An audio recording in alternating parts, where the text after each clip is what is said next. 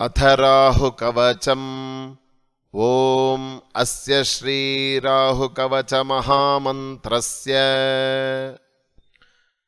चन्द्रऋषिः अनुष्टुप्छन्दः राहुर्देवता ह्रां बीजं ह्रीं शक्तिः ह्रूं कीलकं मम राहुग्रहप्रसादसिद्ध्यर्थे जपे विनियोगः। करन्यासः राम अंगुष्ठाभ्यां नमः, रीं तर्जनीभ्यां नमः, रूं मध्यमाभ्यां नमः, रैं अनामिकाभ्यां नमः, रौं कनिष्ठिकाभ्यां नमः, रः करतलकरपृष्ठाभ्यां नमः।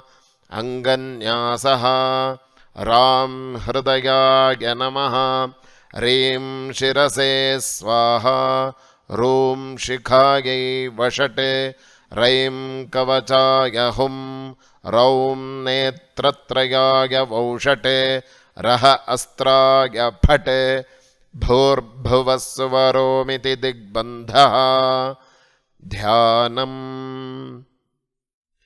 प्रणमामि सदा राहुं सर्पाकारं किरीटिनं, सैंहिकेयं कराळास्यं भक्तानामभयप्रदं, राहुं चतुर्भुजं चर्मशूलखड्गवराङ्कितं, कृष्णमाल्याम्बरधरं कृष्णगन्धानुलेपनं, गोमेधकविभूषं च विचित्रमकुटान्वितं, कृष्णसिंहरथारूढं मयूरं चैवाप्रदक्षिणम्। अथ कवचम्।